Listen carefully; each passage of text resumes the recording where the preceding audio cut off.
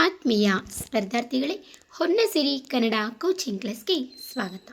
ನಿಮ್ಮ ಸಾಧನೆಯ ಉನ್ನತಿಗೆ ನಮ್ಮ ಕನ್ನಡದ ಸಿರಿ. ಯುಜಿಸಿ ನೆಟ್, ಕೆಸೆಟ್ ಮತ್ತು ಎಲ್ಲ ಕನ್ನಡ ಸ್ಪರ್ಧಾತ್ಮಕ ಪರೀಕ್ಷೆಯಲ್ಲಿ ಉತ್ತೀರ್ಣರಾಗಲು ಶ್ರಮಿಸುತ್ತಿರುವ ವಿದ್ಯಾರ್ಥಿಗಳಿಗಾಗಿ ಹೊನ್ನಸಿರಿ ಕನ್ನಡ ಕೋಚಿಂಗ್ ಕ್ಲಾಸ್ ಪಠ್ಯಕ್ರಮ ಆಧಾರಿತ ವಿಶೇಷ ತರಗತಿಗಳನ್ನು ಹಮ್ಮಿಕೊಂಡಿದೆ. ಈ ಅವಕಾಶವನ್ನು ನೀವೆಲ್ಲ ಸದುಪಯೋಗಪಡಿಸಿಕೊಂಡು ಆದಷ್ಟು ಬೇಗ ಯುಜಿಸಿ ನೆಟ್, ಕೆಸೆಟ್ ಪರೀಕ್ಷೆಗಳಲ್ಲಿ ಉತ್ತೀರ್ಣರಾಗಬೇಕು ಎಂದು ಶುಭ ಹಾರೈಸುತ್ತೇನೆ. ಕನ್ನಡ ಸಿರಿಯ ಈ ಜ್ಞಾನದ ಪಯಣದಲ್ಲಿ ನಮ್ಮ ಜೊತೆಗೂಡಲು ವಿಡಿಯೋವನ್ನು ಲೈಕ್ ಮಾಡಿ, ನಿಮ್ಮ ಸ್ನೇಹಿತರೊಂದಿಗೆ ಶೇರ್ ಮಾಡಿ. ಇಂತಹ ಮತ್ತಷ್ಟು ಉಪಯುಕ್ತ ತರಗತಿಗಳಿಗಾಗಿ ನಮ್ಮ ಚಾನಲ್ಗೆ ಈಗಲೇ ಸಬ್ಸ್ಕ್ರೈಬ್ ಆಗಿ, ಪಕ್ಕದಲ್ಲೇ ಇರುವ ಬೆಲ್ ಐಕಾನ್ ಕ್ಲಿಕ್ ಮಾಡಿ. ಧನ್ಯವಾದಗಳು.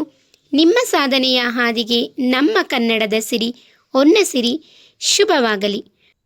ಆತ್ಮೀಯ ಸ್ಪರ್ಧಾರ್ಥಿಗಳೇ, ನಾವು ಕಳೆದ ತರಗತಿಯಲ್ಲಿ ರನ್ನಕವಿಯ ಬಗ್ಗೆ ಸಂಪೂರ್ಣವಾದಂತಹ ಪರಿಚಯವನ್ನು ವಿಡಿಯೋ ಭಾಗ 1ರಲ್ಲಿ ನಾವು ತಿಳ್ಕೊಂಡ್ವಿ. ಈಗ ಪ್ರಸ್ತುತ ತರಗತಿಯಲ್ಲಿ ರನ್ನಕವಿಯ ಕಾವ್ಯವಾಗಿರುವಂಥ ಅಜಿತನಾಥ ಪುರಾಣ, ಇದು ವಿಡಿಯೋ ಭಾಗ 2 ಆಗಿರುತ್ತೆ. ಇದಕ್ಕೆ ಸಂಬಂಧಿಸಿದಂತೆ ನಾನು ಲಿಂಕನ್ನು ಡಿಸ್ಕ್ರಿಪ್ಷನ್ ಬಾಕ್ಸ್ ಮತ್ತು ಕಾಮೆಂಟ್ ಬಾಕ್ಸ್ನಲ್ಲಿ ಹಾಕಿರ್ತೀನಿ. ಸೊ ನೀವು ಈ ವಿಡಿಯೋವನ್ನು ಮಿಸ್ ಮಾಡದೆ ಖಂಡಿತವಾಗ್ಲೂ ನೋಡಲೇಬೇಕು.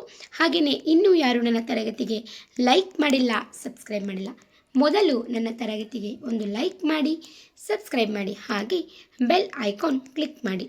ಈ ಒಂದು ವಿಡಿಯೋ ಭಾಗ 2ರಲ್ಲೂ ಕೂಡ ಅಜಿತನಾಥ ಪುರಾಣ ಕಾವ್ಯಕ್ಕೆ ಸಂಬಂಧಿಸಿದಂತೆ ಪ್ರಮುಖ ಪರೀಕ್ಷಾ ಅಂಶಗಳನ್ನು ಒಳಗೊಂಡಿರೋದ್ರಿಂದ ಯಾರು ಕೂಡ ಈ ವಿಡಿಯೋವನ್ನು ಮಿಸ್ ಮಾಡ್ಕೊಂಬಿಡಿ. ಕಂಪ್ಲೀಟಾಗಿ ವಿಡಿಯೋ ನೋಡಿ.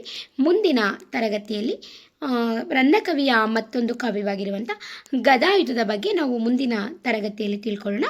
ಹಾಗಾದರೆ ಲಿಂಕನ್ನು ನಾನು ಹಾಕ್ತೀನಿ, ದಯವಿಟ್ಟು ಲಿಂಕನ್ನು ಕ್ಲಿಕ್ ಮಾಡಿ ಎಲ್ಲರೂ ಕೂಡ ತರಗತಿಯನ್ನು ವೀಕ್ಷಿಸಿಕೊಳ್ಳಬಹುದು. ಮುಂದಿನ ತರಗತಿಯಲ್ಲಿ ಮತ್ತೊಂದು ವಿಷಯದ ಬಗ್ಗೆ ತಿಳಿದುಕೊಳ್ಳೋಣ. ಧನ್ಯವಾದಗಳು. ಶುಭ ದಿನ. ದಯವಿಟ್ಟು ನನ್ನ ತರಗತಿಗೆ ಲೈಕ್ ಮಾಡಿ, ಸಬ್ಸ್ಕ್ರೈಬ್ ಮಾಡಿ, ಬೆಲ್ ಐಕಾನ್ ಕ್ಲಿಕ್ ಮಾಡಿ. ನಾನು ಇನ್ನೂ ಹೆಚ್ಚು ತರಗತಿಗಳನ್ನು ಮಾಡಲು ನನಗೆ ಪ್ರೋತ್ಸಾಹವನ್ನು ನೀಡಿ.